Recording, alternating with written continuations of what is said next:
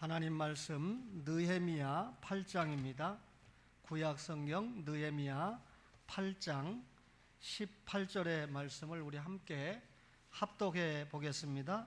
구약성경 738면이죠. 18절 결론의 말씀입니다. 시작.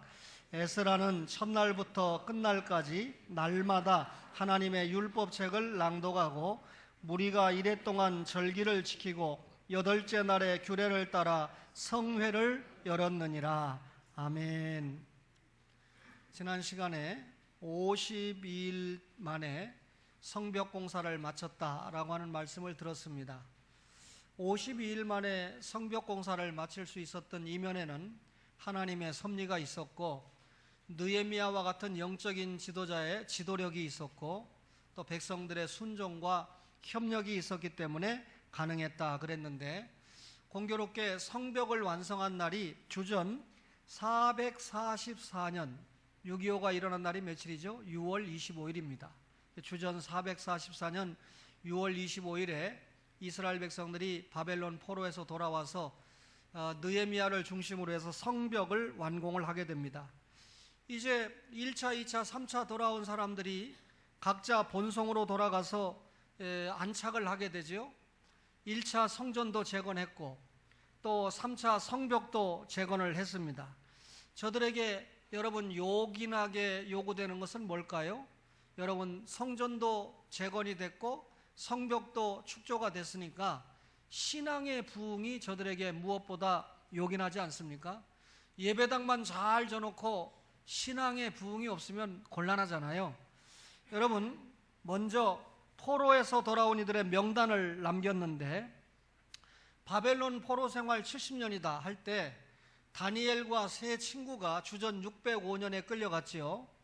그리고 바벨론을 페르시아가 멸망시키고 고레스 왕이 너희들 돌아가도 좋다 해서 돌아올 때가 주전 536년이니까 605년에서 536년을 빼면 바벨론에서 포로 생활을 한 것은 70년이 됩니다. 그런데 바벨론 포로에서 1차 돌아올 때 수룹바벨을 지도자로 해서 1차 약 5만 명이 돌아오지 않았습니까? 근데 이 사람의 명단이 에스라 2장과 느헤미야 7장에 각각 같은 이름이 2번이나 기록되고 있는 것을 봅니다. 여러분, 1차 기환했던 사람이 어디서 돌아왔죠? 바벨론에서 돌아왔습니다. 근데 바벨론에서 70년 동안 포로 생활을 하는 동안에 이미 터전을 잡았습니다. 그리고 페르시아가 바벨론을 멸망시켰지만 페르시아가 유대인들에게 상당한 자유를 허락하는 그런 상황에서 귀환하지 않아도 페르시아 정권하에서 얼마든지 자신들이 자리 잡은 터전에서 잘 먹고 행복하게 살 수 있었습니다. 그런데 70년 동안 살았던 터전을 과감하게 버렸습니다. 우리로 말하면 36년 동안 일제에 가서 일본에서 살았던 사람이 혹은 러시아에서 살았던 사람들이 과감하게 그 터전을 버려버리고 한국으로 돌아왔다, 이런 얘기가 되죠. 과감하게 버리고 돌아오는 결단을 했는데 아무것도 없이 돌아오게 되니까 얼마나 힘들겠어요? 또 돌아오는 과정이 무슨 고속철을 타고 오는 과정이 아니잖아요. 황무지를 건너서 오랜 시간에 걸쳐서 돌아오게 되니까 얼마나 힘이 든지 모르는데, 이들이 바벨론 포로지에서 과감하게 고국으로 돌아오는 이유는 내가 돌아가야 하나님 나라 확장에 더 멋지게 사용받을 수 있다, 오직 이 한 가지 마음이 있었기 때문에 돌아온 것입니다. 지난 주일날 설교한 대로 3차 귀환의 지도자로 사용을 받은 사람이 느헤미야인데, 이분이 돌아와서는 성전은 이미 재건이 됐으니까 성벽을 재건하지 않았습니까? 그런데 이미 1차로 돌아왔죠. 2차로 에스라와 돌아왔죠. 3차로 자기와 함께 돌아온 모든 백성들을 계수해 보니까 돌아온 사람의 숫자가 그리 많지 않은 거예요. 그래서 이 귀환자의 명단을 확인하면서 인구조사를 실시했는데, 그 인구조사를 실시한 결과 1차 귀환자의 명단이 2차례에 걸쳐서 에스라와 느헤미야라고 하는 성경에 기록이 된 것입니다. 여러분, 2차례나 이들의 이름이 기록이 되었다. 여러분, 이 말이 무슨 말입니까? 돌아온 사람들은 하나님을 향한 신앙이 뜨거웠다는 거죠. 여러분, 귀환의 결단 대단합니다. 신앙이 없으면 곤란해요. 또 귀환하는 과정이 대단히 힘이 들었습니다.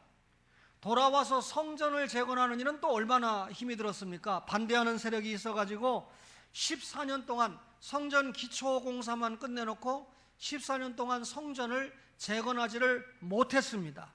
이렇게 힘이 들었지요. 여러분, 사람들은요, 사람들이 어떤 수고를 해도 그 수고를 잘 잊습니다. 그래서 은혜를 갚지 못하죠. 여러분 목사는 제가 저를 자신의 점수를 매겨볼 때 은혜를 저에게 끼쳤거나 사랑을 준 사람에 대한 사랑을 결코 잘 잊지 못하는 습관이 있습니다.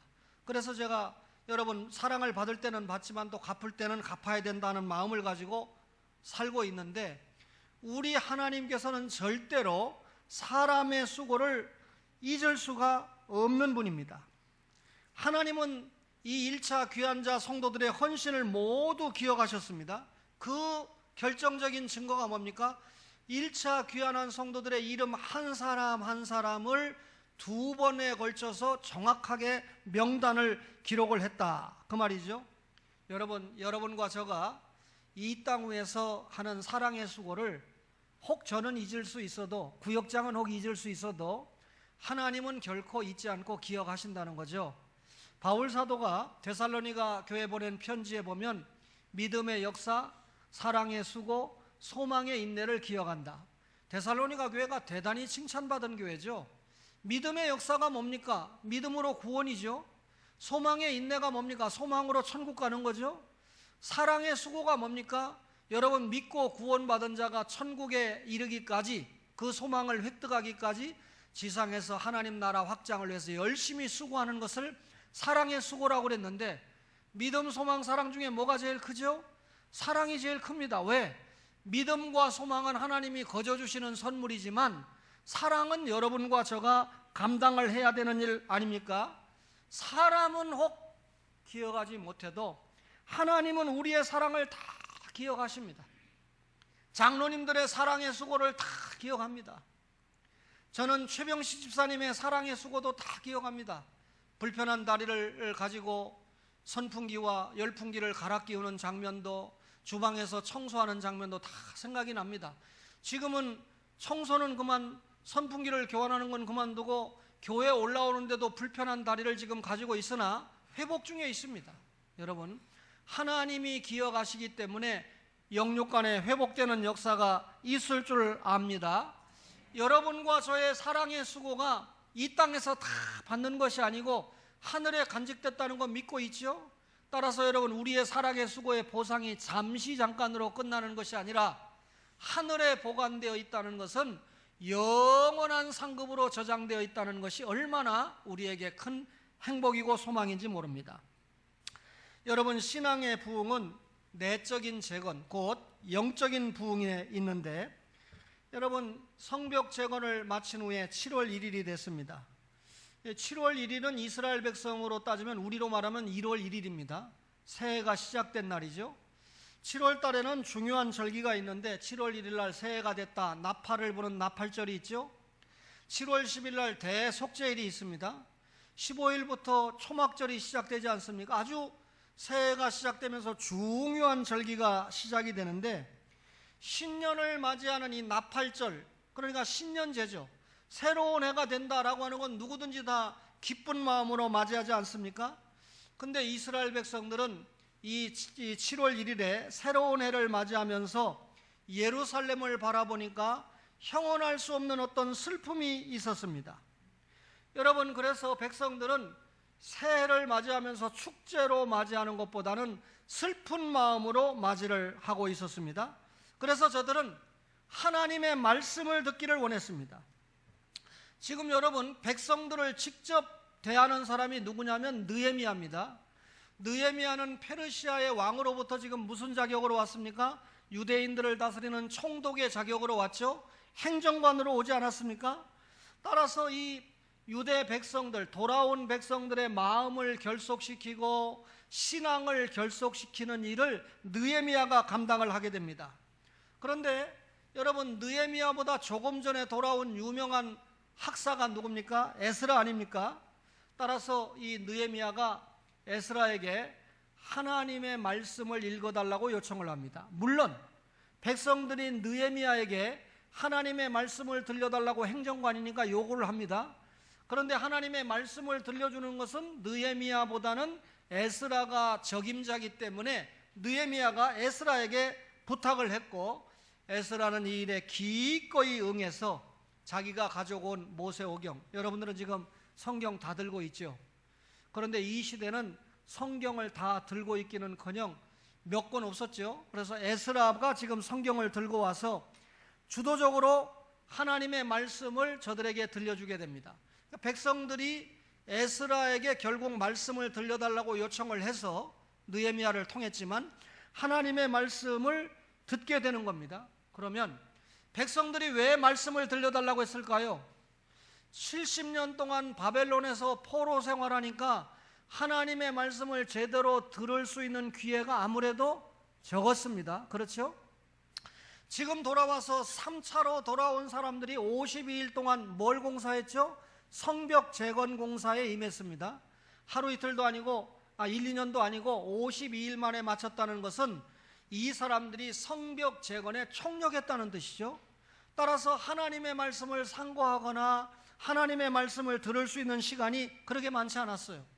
영적으로 대단히 갈급했다 그 말이죠. 따라서 이런 자신들에게 생명의 말씀을 들려달라고 강청했습니다. 여러분, 어떻게 해야 신앙이 부흥합니까? 생명의 말씀을 들어야 신앙이 부흥하게 돼 있어요. 20년을 교회 나와도 목사 설교를 듣지 않고 홍 목사 설교를 들어도 이해가 안 되면 전도사님이나 장로님과 구역장에게 물어서라도 깨달아야 되는데 안 깨달으려고 하면 신앙의 성장이나 부흥은 경험할 수가 없다는 말이 되지요. 하나님의 말씀을 들었던 백성들이 그 말씀에 신뢰하고 순복했습니다. 에스라가 말씀을 읽어주자 백성들이 다 일어섰습니다. 하나님의 말씀을 듣는 자세가 일어서므로 아멘, 아멘. 말씀이 들려질 때마다 옳습니다, 그렇습니다. 하나님의 말씀에 다 아멘입니다. 하나님의 말씀을 들으면서 그 말씀에 아멘으로 화답하면서 경배를 했던 백성들입니다. 여러분, 말씀을 깨닫게 되면 기쁨이 충만하지 않습니까? 저도 성경을 읽으면서 또는 이 설교를 준비하면서 깨닫게 되는 말씀이 있을 때 제 영혼이 얼마나 기쁜지 몰라요. 또 전할 때 말씀을 전할 때 얼마나 기쁜지 모릅니다. 그런데 전할 때보다도 제가 준비할 때 은혜를, 기쁨을 체험하지 못하면 그만큼 삭감이 되지요. 여러분, 말씀을 깨닫는데 이스라엘 백성이 얼마나 기쁨이 충만했는지 모릅니다. 그래서 자신들이 가지고 있던 지혜와 교만은 다 버리고 말씀의 원천이신 하나님 앞에 경배하면서 자신의 겉옷을 벗어 던졌습니다. 하나님의 말씀을 들을 때 겸비한 모습을 통해서 기쁨이 충만했습니다. 여러분, 이것이 영적 부흥의 기초죠. 하나님의 말씀을 듣고 기쁨이 충만하면 신앙이 부흥하고 성장하지 않겠습니까? 말씀을 들은 백성들이 회개하고 자복합니다. 하나님은 자신들에게 은혜를 베풀었는데 우리 조상들이 우상 숭배하고 범죄했다. 우리들도 하나님 앞에 충성하지 못하고 범죄했다. 여러분, 회개를 하게 되는데 이 유다 백성들이 회개한 고백이 느헤미야 9장 6절 이하에 쭉 기록이 됩니다.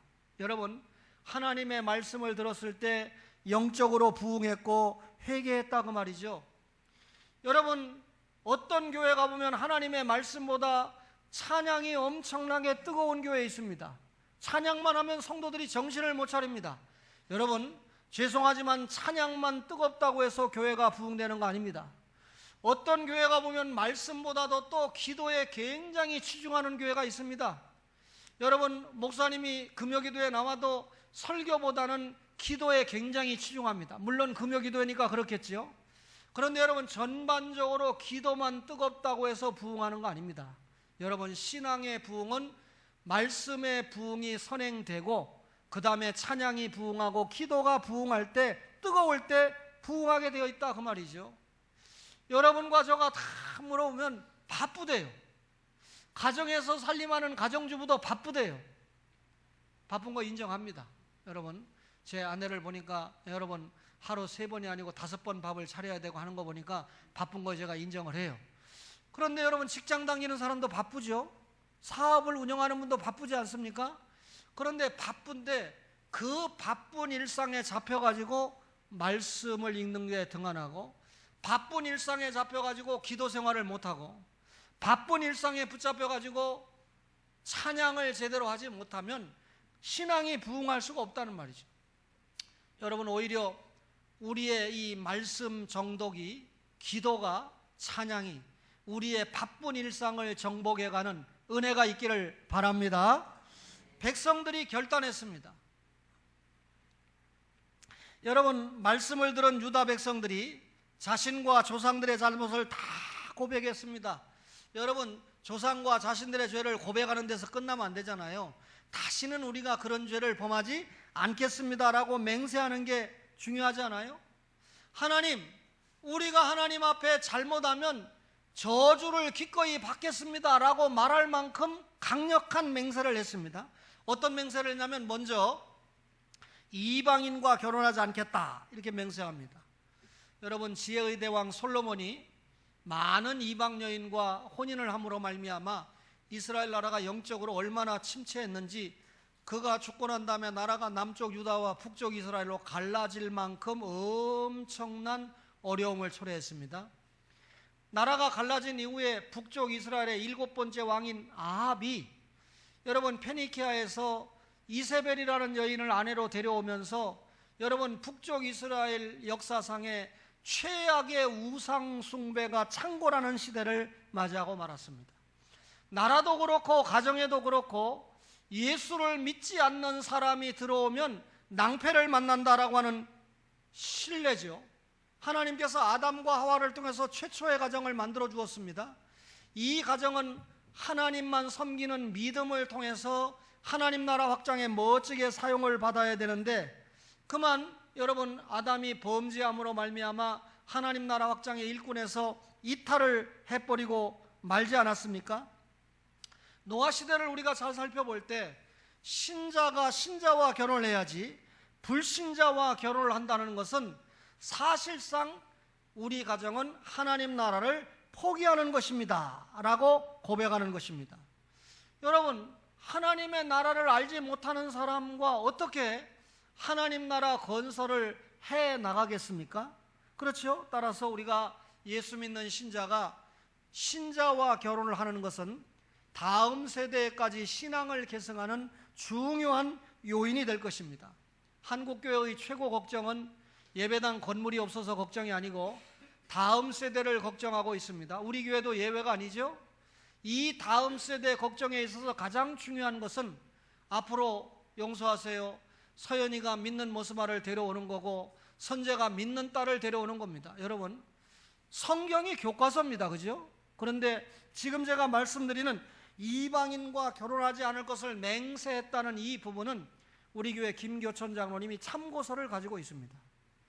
참 어려운 일이었지만 여러분, 사위가 불신자였지만 결혼을 함으로 말미암아 우리 교회 안수 집사가 될 만큼 성공을 거둔 케이스였습니다. 그러나 성경 이면에는 또 어려움도 많이 있다는 것을 여러분 아시죠? 따라서 여러분, 이런 성경 원리에 따라서 참고서를 가지고 있는 장로님과 그 가정의 역사를 연구하는 것은 우리 신앙생활에 굉장히 도움이 될 것입니다. 굳이 제가 이 말씀을 하는 이유는 이제 장로님의 손주들 세대에 있어서는 90%가 아니라 100% 믿는 신자들로 며느리를 맞이하고 사위를 맞이해야 된다. 다른 가정은 지금 또 안 듣고 있어요. 자기 가정에 다 해당되는 말씀인데, 그렇죠? 여러분, 이방인과 결혼하지 않겠다 약속했어요. 다음으로 유다 백성들이 안식일과 안식년을 지키겠다고 맹세했습니다. 여러분, 유대인들만 함께 모여서 살면 안식일 지키는 건 진짜 잘 지킵니다. 제가 이스라엘 성지순례를 했을 때 토요일 안식일이죠. 우리는 주일날 예배드리니까 안식일날 가게 문 여는 거 하나도 못 봤어요. 제가 이스라엘에 안 살아와서 모르겠는데 도대체 이 사람들은 진짜 응급 환자가 생기면 죽는 거 아닌가 싶을 정도로 안식일을 철저하게 지킵니다. 그런데 이 당시에 유대인들만 사는 것이 아니라 성경을 보면 이방인들과 함께 살았거든요. 이방인들은 안식일 안 지키니까 물건을 팔았거든요. 거기에 슬쩍 껴서 유다 백성들이 물건을 사오고 했습니다. 말하자면 안식일을 제대로 지키지 못했는데 유대인들이 돌아와서 이제 우리가 절대로 안식일을 지키겠습니다. 안식일에는 물품이나 곡물을 사지 않겠습니다 라고 약속을 합니다. 구약의 안식일이 신약의 주일이 된 것은 여러분과 저가 당연히 기억하죠. 구약의 안식일은 하나님의 천지 창조를 기념해서 지킨 절기고, 신약의 주일은 예수님이 부활 승천하셔서 지키는 승리의 주일 아닙니까? 안식일의 주인이 예수님입니다. 따라서 우리는 안식일을 지키지 않고 주일을 지키고 있는데, 여러분, 유대인들 하면 안식일을 지키는 공동체다. 예수 믿는 신자 하면 주일을 지키는 공동체입니다. 오늘 거룩한 주일에 들로 산으로 나가지 않고 자기 일 보러 가지 않고 주님 앞에 와서 예배를 드리는 이 구별을 통해서 우리는 동서남북에 나는 예수 믿는 신자다라고 천명한 거 아닙니까? 따라서 신자가 주일을 지키는 건 대단히 중요한 일인데, 여러분, 이스라엘 백성들이 돌아와서 우리는 절대 신자와 결혼하겠습니다, 그리고 우리는 안식일을 지키겠습니다 라고 하나님 앞에 결단적인 서약을 합니다. 여러분, 말씀을 들으면서 은혜를 받으니까 결단이 나오잖아요. 주일 지키겠다는 결단이 나오잖아요. 불신결혼 안 하고 신앙 잘 계승시키겠다는 결단이 나오잖아요. 여러분, 우리가 은혜를 받으면 어떻게 됩니까? 유지가 돼야 됩니다. 그죠? 1년 동안 유지가 됐습니다. 다음 2년 때 본인이 저에게 오늘이 제가 2년째 되는 날입니다 그럼 또 한 번 내가 공개를 할 거예요. 받은 은혜가 유지가 돼야 됩니다. 여러분, 유다 백성들은 성벽을 재건하고 지금까지 말씀을 들은 대로 말씀을 들으면서 신앙의 부흥을 경험했습니다. 바벨론 포로 생활에서 돌아와서 유대인들이 지금 커다란 행복을 누리고 있는데, 이런 커다란 행복을 잠깐 누리고 끝나는 것이 아니라 계속돼야 될 거 아닙니까? 만약에 유대인들이 받은 이런 은혜가 계속 지속이 된다면 유대라고 하는 나라는 하나님을 기쁘시게 하는 공동체로 유지가 되지 않겠습니까? 그러나 유감스럽게도 유대인들은 그렇게 살지 못했습니다. 여러분, 느헤미야가 이 왕에게 약속을 했잖아요. 12년 만에 돌아가겠다고 약속을 하지 않았습니까? 그래서 여러분, 페르시아로 돌아갔습니다. 지도자가 돌아가 버리니까 백성들이 다시 이전에 죄된 모습을 군데군데 드러나게 되는데, 첫 번째가 성전이 더럽혀진 겁니다. 스룹바벨을 통해서 이미 성전이 재건이 됐죠. 여러분, 느헤미야 13장 4절 이하에 보니까 제사장 엘리야십이 도비야를 위해서 성전에 큰 방을 하나 만들어 주었습니다. 도비야가 누굽니까? 산발락과 더불어서 성벽을 재건하는 데 있어서 열심히 수고한 사람이 아니라 최선을 다해서 반대했던 하나님 나라의 방해꾼이 도비야입니다. 여러분, 이런 사람에게 성전의 한 공간을 제공한다는 것은 결국 느헤미야의 개혁이, 느헤미야는 개혁이 필요한 악한 일이다, 이렇게 본 겁니다. 여러분, 하나님 나라에 충성하고 하나님 나라에 헌신한 사람을 위해서 여러분 이 성전에 공간을 만들어서, 예컨대 여러분, 목사와 전도사님이 한 공간을 사용하고 있습니다. 하나님 나라에 헌신하고 충성하니까 또 하나님 나라에 헌신 충성하라고 공간을 만들어준 거 아닙니까? 그런데 교회에 유익하지 못하고 교회 일에 사사건건 반대하고 하나님 나라 진행에 방해꾼에게 교회의 공간을 만들어준다는 것은 결국 누구를 무시하는 행위입니까? 하나님을 도전하고 하나님을 무시하는 행위입니다. 성전이 더럽혀졌다, 그 말입니다. 다음으로 레위 사람들이 다 흩어져 버리고 말았어요. 느헤미야 13장 10절을 제가 한번 읽어드릴까요? 느헤미야 13장 10절에 내가 또 알아본즉 레위 사람들이 받을 목을 주지 아니하였으므로 그 직무를 행하는 레위 사람들과 노래하는 자들이 각각 자기 밭으로 도망하였다, 그렇게 기록을 했습니다. 레위 사람들은 뭐 먹고 살죠? 다른 나머지 지파가 드리는 11조를 가지고 생계를 유지하는 사람입니다. 근데 레위 지파가 여러분 각각 도망해서 자기 밭으로 돌아갔다, 이 말이 무슨 말이죠? 다른 지파가 11조를 제대로 드리지 않았다, 그 말이죠. 유다 백성들이 레위 사람들에게 11조를 드리겠다고 약속을 했지만 11조를 제대로 시행하지 않았습니다. 결국 하나님의 이 성전에서 제사장과 레위 사람들은 또 11조를 제사장에게 드리지 않습니까? 하나님의 말씀을 가르치고 기도 운동을 일으키고 영적으로 끌어가야 되는데, 제사장들이, 레위 사람들이 먹고 살 것이 없으니까 각각 똑같이 다른 지파 사람들과 똑같이 직장 다니는 거예요. 예를 들면 똑같이 제가 김동현 집사님과 같이 둘이 선식에 가서 일하는 거예요. 제가 똑같이 우리 박수정 집사님과 같이 식당을 경영하는 거예요. 예를 들면. 그러니까 여러분, 언제 성경 보고 언제 말씀 주고 언제 기도하겠습니까? 그러니 여러분, 결국 이 시대가 타락할 수밖에 없다는 거죠. 결국 뭐가 타락합니까? 제사장들이, 레위족들이 사명을 감당하지 못하는 타락 이전에 성도들이 11조 생활, 하나님의 것을 드리지 못하는 죄악이 생기고 말았다. 그 다음에 안식일을 제대로 지키지 못했습니다. 백성들이 경험한 뒤에, 이 영적인 부흥을 경험한 뒤에 한동안 안식일을 잘 지켰는데, 여러분, 선민으로서 안식일을 지키는 것은 신앙의 의무 아닙니까? 근데 시간이 지나면서 안식일을 범하게 됩니다. 엿새 동안 일하고 일에 되는 날 쉬는 것을 일에 되는 날 이렇게 함께 돈을 벌어보니까 수입이 많거든요. 그래서 안식일을 범하게 되었습니다. 여러분, 신앙의 부흥을 경험한 유대인들이 자신들이 받은 은혜를 끝까지 유지한다는 것이 얼마나 중요한 일입니까? 근데 여러분과 저가요, 어떤 데는 은혜 받았다고 펄펄 뛰다가도 금방 조금 있다 보면 시험에 빠져서 교회도 안 나오고, 교회 안 나오는 것까지 좋은데 목사를 미워하고, 그죠? 또 목사는 무슨 죄를 졌나 또 더듬어 봐야 되고. 여러분, 그래서 우리 주님께서 우리에게 요구하는 게 성령 충만을 받으라, 그죠? 여러분, 늘 하나님의 말씀과 이 은혜 생활 가운데 성령이 충만해야 우리가 받은 은혜를 기본적으로 유지할 수 있다는 거죠. 여러분, 웅장한 예배당이 있습니다. 시설이 있습니다. 우리 젊은 청년들이 우리 교회 와서 앉아있는 거 얼마나 여러분 감사한 일입니까? 그죠? 여러분, 어떤 교회 가면 수영장도 있고, 어떤 교회 가면 볼링장도 있고, 여러분 어떤 교회 가면 테니스장도 있고, 요즘은 골프장까지 만들어 놓고 죽으면 묻힐 묘지까지 만들어 놓은 그런 교회들이 있습니다. 여러분, 참 멋진 교회 같죠? 하나님의 말씀에 미쳐올 때 언제 하나님이 교회 묘지사라고 그랬어요? 언제 교회 골프장 만들라고 그랬습니까? 그 돈 가지고 여러분 영혼을 구원하고 생명을 성장시키는 일에 사용하라고 한 일에 충실하지 못한 것입니다.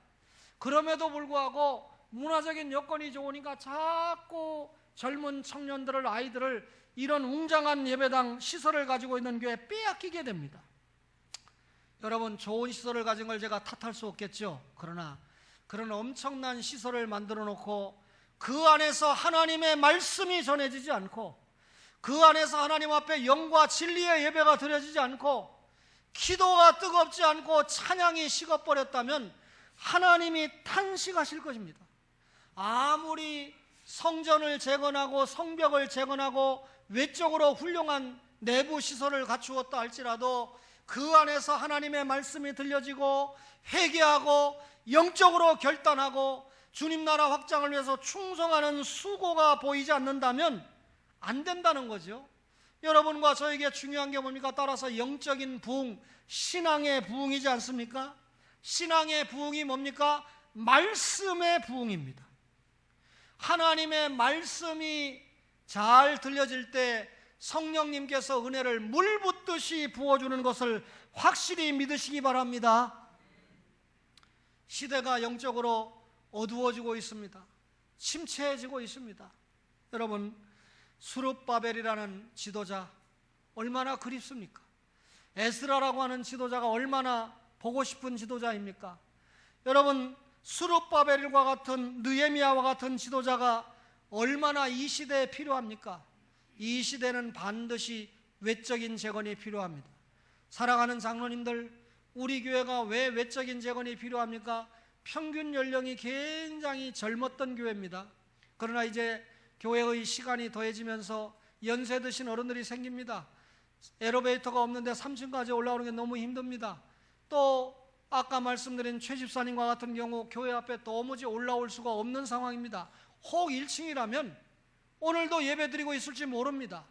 이런 의미에서 교회를 이끌어가는 장로님들의 기도 제목 속에 우리 교회도 외적인 재건이 필요하다.